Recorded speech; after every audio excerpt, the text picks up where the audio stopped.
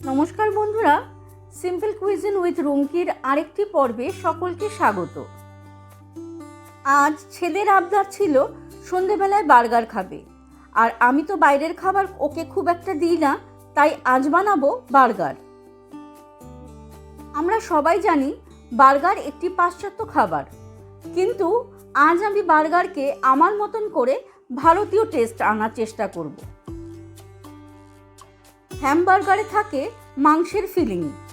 আমার আজকের রেসিপি কিন্তু হবে একদম নিরামিষভাবে। আসুন প্রথম থেকে শেষ অবধি স্কিপ না করে দেখে নেওয়া যাক বার্গার রেসিপি। প্রথমে বানিয়ে নেব প্যাটি। গ্যাসে কড়াই গরম হতে বসিয়ে দিয়েছি, দেব 1.5 চা চামচ সাদা তেল। তেল গরম হলে 1/4 চা চামচ দেব গোটা জিরে। জিরে বাদামি রং ধরতে 2 থেকে 3টে কুচনো কাঁচা লঙ্কা দিয়ে দেব।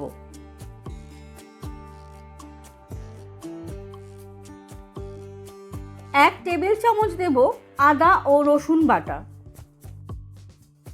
রসুন খেতে না চাইলে শুধুমাত্র আদা বাটাই ব্যবহার করতে পারেন। দেব প্যাটির স্বাদ অনুসারে স্বাদ মতো নুন। রঙের জন্য দেব একদম অল্প করে হলুদ। এবার একটু নেড়ে চেড়ে একদম ফাইন চপ করে নেওয়া গাজর আমি এর মধ্যে দিয়ে দেব। দেখুন, গাজরকে কিন্তু আমি খুব সুন্দরভাবে একদম ফাইন চপ করে নিয়েছি। এবার বিনসকেও আমি চপ করে নিয়েছি, একেও এর মধ্যে দিয়ে দেব। আপনারা চাইলে ব্রাঞ্চ করে নেওয়া মটরশুঁটি এর মধ্যে দিতে পারেন। মিডিয়াম আঁচে নেড়ে চেড়ে গাজর ও বিনসকে খুব সুন্দরভাবে কুক হয়ে গেছে। এবার একটি বলে একে নামিয়ে নেব। আগে থেকেই মাঝারি সাইজের 2টি আলু আমি সিদ্ধ করে ম্যাশ করে নিয়েছি। আলু, গাজর, বিনস আর ব্রাঞ্চ করা মটরশুঁটির পরিমাণ কিন্তু সমপরিমাণ হতে হবে। এবার একদম অল্প করে দেব লাল লঙ্কার গুঁড়ো। যেমনটি আমি আগে বলেছি, বার্গারকে আমি ভারতীয় একটু স্বাদ আনার চেষ্টা করব, তাই দিয়ে দেব রোস্টেড জিরে পাউডার। 1/2 চামচ রোস্টেড জিরে পাউডার দেওয়ার পর 1/2 চামচ দেব চাট মশলা।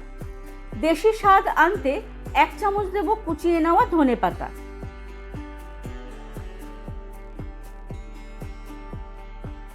প্রথমে চামচ দিয়ে একটু মিশিয়ে নেব। আলুর ময়েশ্চারকে কন্ট্রোল করতে কিংবা বাইন্ডিংয়ের জন্য 2 চামচ দেব ব্রেড ক্রাম্ব। ব্রেড ক্রাম্ব দেওয়ার পর হাত দিয়ে ভালোভাবে মিশিয়ে নেব।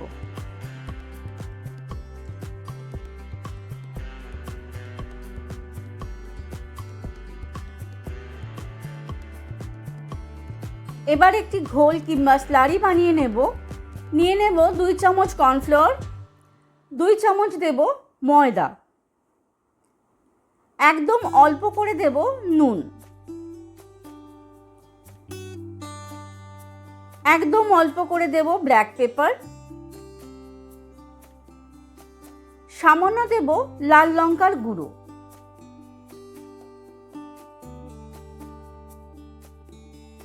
একবারে অনেকটা জল না দিয়ে পরিমাণ মতন জল দিয়ে এর একটি পাতলা ঘোল বানিয়ে নেব। দেখুন, স্লারি ঠিক এই রকম পাতলা হতে হবে, না বেশি ঘন না বেশি পাতলা। এবার প্যাটি বানিয়ে নেওয়ার পালা। অল্প করে আলুর যে মিশ্রণটি আমি বানিয়েছি তার একটু মণ্ড হাতে নিয়ে গোল করে চ্যাপ্টা প্যাটির আকার দিতে থাকবো। হাতের সাহায্যে একটু চেপে চেপে চ্যাপ্টা গোল আকার দিতে থাকবো। বেশি বড় করব না, কারণ বার্গার বানের যে আকার সেই মাপেই করব। এবার স্লারির মধ্যে এপিট ওপিট করে ভালোভাবে ডুবিয়ে নিয়ে ব্রেড ক্রাম্বের ওপরে কোটিং করে নেব। ব্রেড ক্রাম্বে একবার কোট করে নেওয়ার পর সেম প্রসেসে আরেকবার কোট করে নেব। ডবল কোটিং করলে প্যাটি খুব সুন্দর মুচমুচে হবে। এইভাবে বাদ বাকি প্যাটিগুলোকেও তৈরি করে নেব।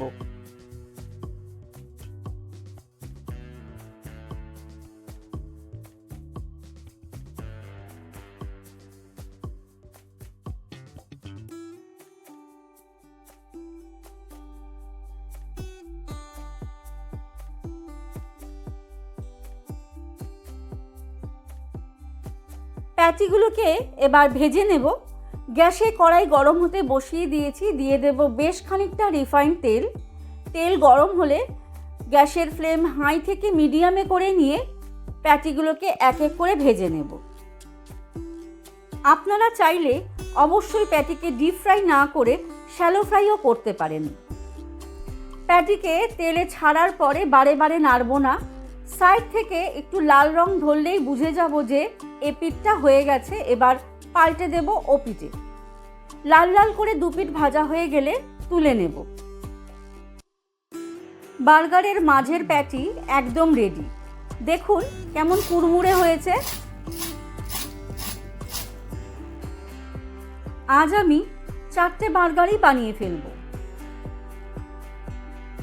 বানকে মাঝ বরাবর কেটে নেব, তবে একদম মাঝখান থেকে না কেটে নিচ থেকে একটু বাদ রেখে ওপরের থেকে মাঝ বরাবর ভাগ করে নেব। তাড়াহুড়ো একদম করতে যাব না, কারণ তাতে বান ভেঙে যেতে পারে। হালকা করে চাপ দিতে দিতে কেটে নেব।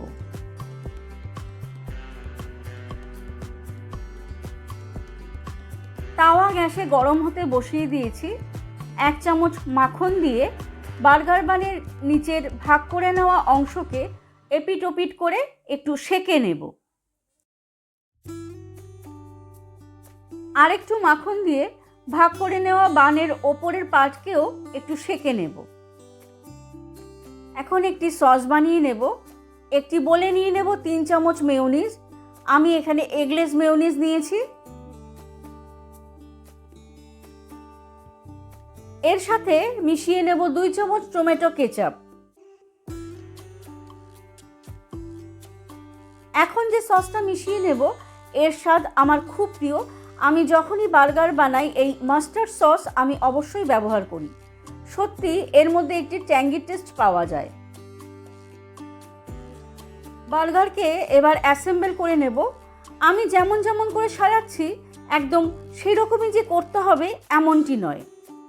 বানের নিচের পার্টে প্রথমে দেব সসের মিশ্রণ।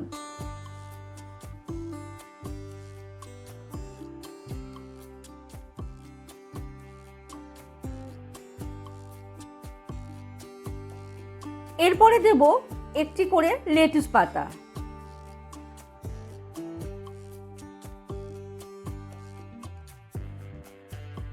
তার উপরে দেব প্যাটি।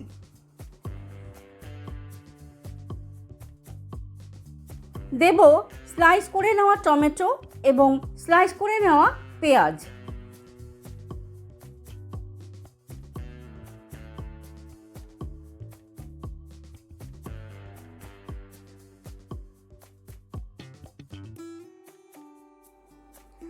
আবারও একবার সসের লেয়ার দিয়ে দেব।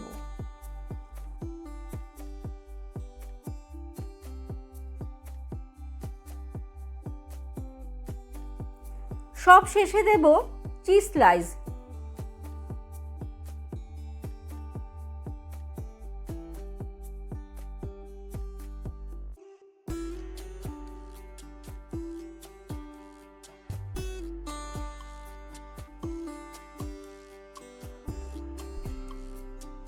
বার্গার বানের ওপরিভাগ দিয়ে হালকা একটু প্রেস করে দেব।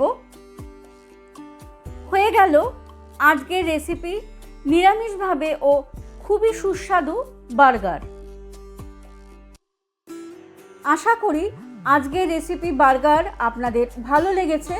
ভালো লাগলে অবশ্যই লাইক দিতে একটুও কৃপণতা করবেন না। বন্ধুবান্ধব ও আত্মীয় স্বজনের সাথে রেসিপিটিকে শেয়ার করে নেবেন। আজকে বার্গারের রেসিপি আপনাদের কেমন লাগলো তার মূল্যবান মতামত আমাকে অবশ্যই কমেন্ট বক্সে জানাবেন। আমার চ্যানেলে আসা নতুন আগত বন্ধুদেরকে বলবো অবশ্যই আমার চ্যানেলটিকে সাবস্ক্রাইব করে নেবেন। আজ এই পর্যন্তই। আবার আসবো অন্য কোনো রেসিপি নিয়ে। নমস্কার।